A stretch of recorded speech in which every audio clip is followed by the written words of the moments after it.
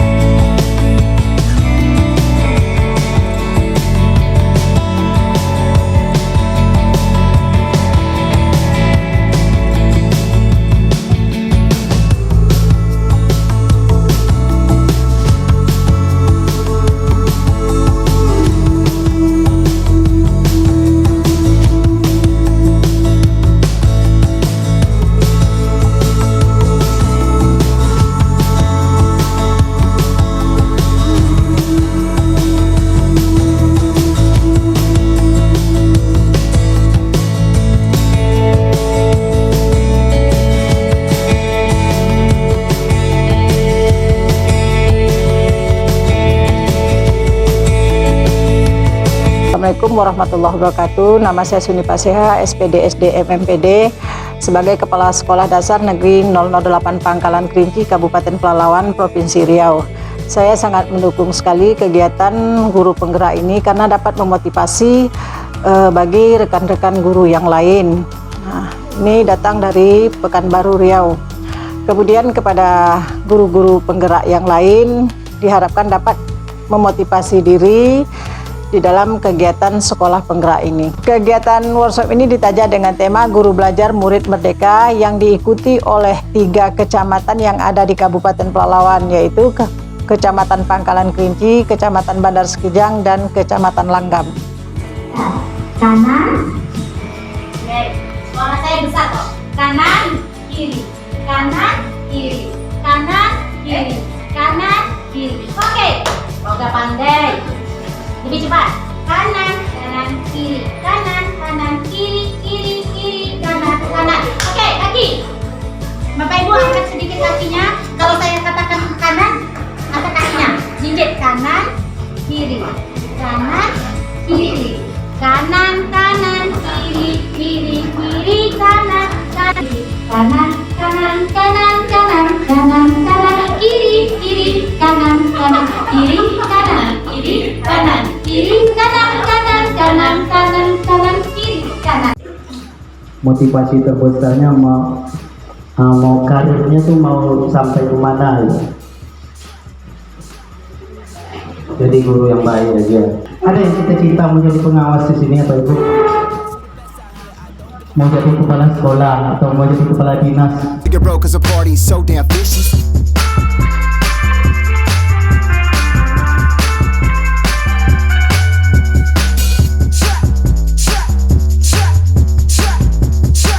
Refleksi sekolah idaman kalau dari segi muridnya atau siswanya itu tidak bisa, karena kalau dari siswa itu yang masuk kita tidak bisa mengharapkan siswa yang seperti apa, bagaimana, dan dari kalangan apa. Itulah yang akan kita tampung, dan bagaimana nanti dari keberagaman itu yang menjadi satu tujuan sekolah itu untuk mampu bersaing di luar, maksudnya untuk masuk ke sekolah manapun yang dia inginkan gitu. Itulah tujuan kita sebagai guru. Nah, di sini guru, harapan saya sekolah idaman seluruh guru, karena kan kita tidak bisa membedakan gitu baik senior dan junior, apapun itu yang namanya guru mampu bersaing dalam teknologi. Bagi saya, siswa yang dididik itu selalu dapat perhatian orang tua.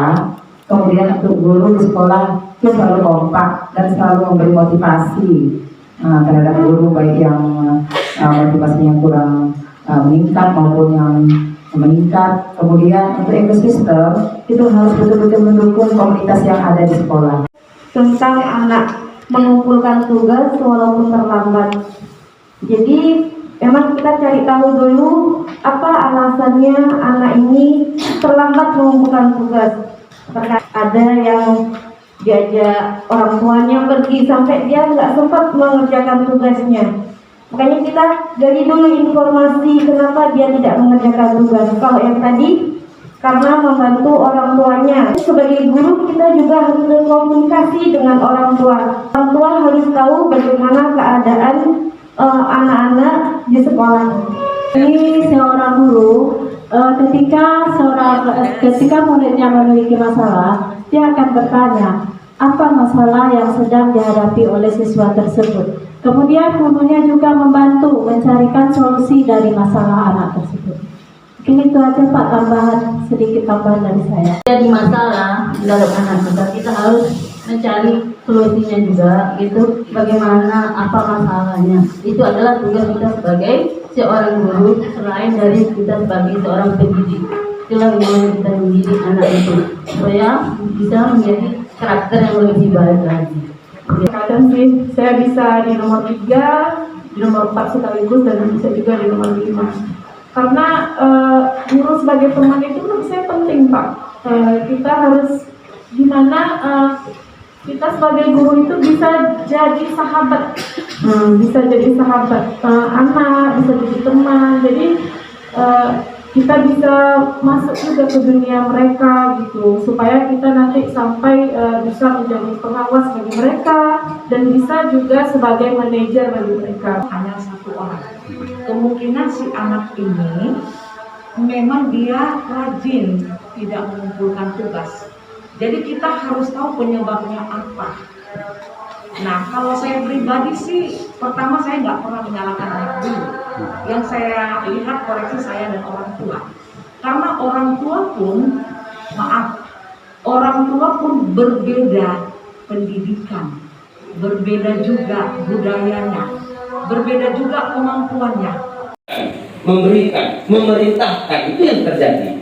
Tapi bagaimana kita memancing, mengajak supaya siswa kita melihat sebenarnya masalahnya apa, bagaimana solusi dan apa yang bisa mereka lakukan untuk menyelesaikan masalah. Nah, itu yang Bapak harus ingat. Sama dengan soal-soal yang Ibu buat soal ujian semester itu, jarang sekali saya lihat Bapak itu menggunakan soal-soal yang bernalar, yang berbasis host. Ibu mengatakan soal host itu susah Pak. Nah, itu bukan susah. Soal host itu bukan soal susah, tapi bagaimana siswa mampu menyelesaikan soal itu dengan berpikir. Paham Bapak Ibu? Contoh Bapak Ibu, kalau ada guru kelas 4, kelas 5, sini ada ya, membuat EPB. Jadi EPB dari 20 dan 30 umpamanya. EPB 24 dengan 30.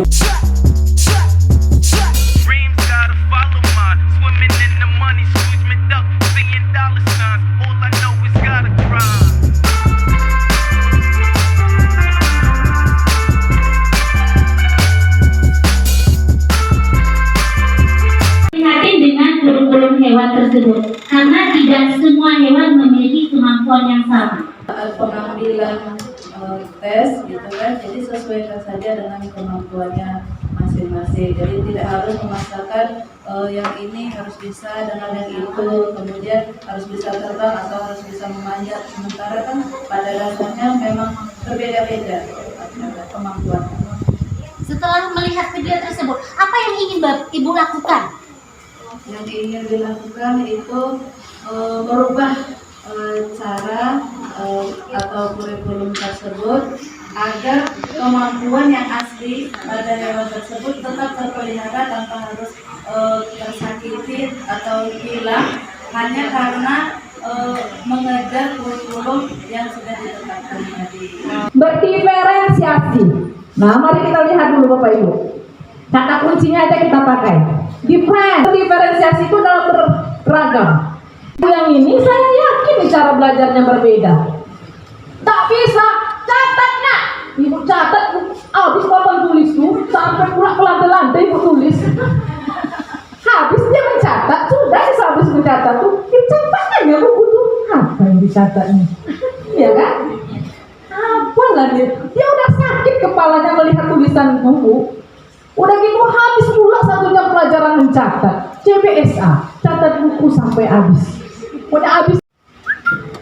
Yang pertama adalah konten. Kedua proses, yang ketiga adalah produk. Jadi 3 yang mau didiferensiasikan itu Bapak Ibu. Ini untuk saat ini. Apakah hanya 3? Kalau Ibu baca itu literaturnya di internet banyak. Tapi yang untuk di saat ini adalah 3. Konten, proses, produk. Apa itu konten? Nah itu silakan. Konten adalah apa yang kita ajarkan. Nah ya, apa yang Bapak Ibu ajarkan? Ini kan bukan pahlawan secara bisa dengan pendidikan, orang tua dan lain sebagainya. Jadi apakah saya salah? Saya hanya membuat produk saja, atau apakah kita memilih atau tiga-tiganya, ataukah kita membuat satu? Kemudian pertanyaan yang kedua, apakah ketika kita diferensiasi ini kita yang memilih, anak-anak yang memilih, kamu suka yang mana? Apakah kamu suka berpidato atau membuat briefing tentang pahlawan, atau berpuisi tentang pahlawan, atau bernyanyi? Apakah kita salah gitu? Anak-anak yang menentukan diferensiasinya itu di mana? Apakah boleh saya produk aja? Ibu untuk mencapai produk itu melewati konten sama proses nah? Nah itu kenapa Ibu harus menghilangkan? Tinggal Ibu deskripsikan. Ini kalau RPP berdiferensiasi ini Ibu ini seperti jadi pengarang internasional. Ya, Ibu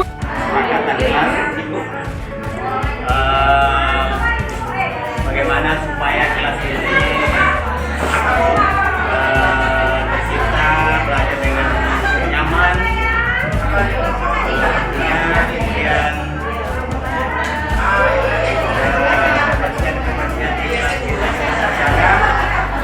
itu harapan dari Bapak. Ini ada Bapak ini kumpulan dari Tidak boleh permisi ketika kan pelajaran. Tidak boleh promosi. Tidak boleh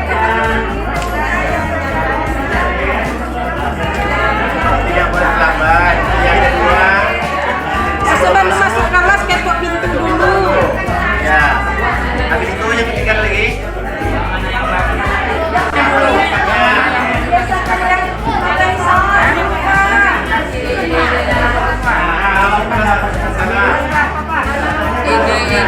Guru penggerak Indonesia maju. bergerak menggerakkan.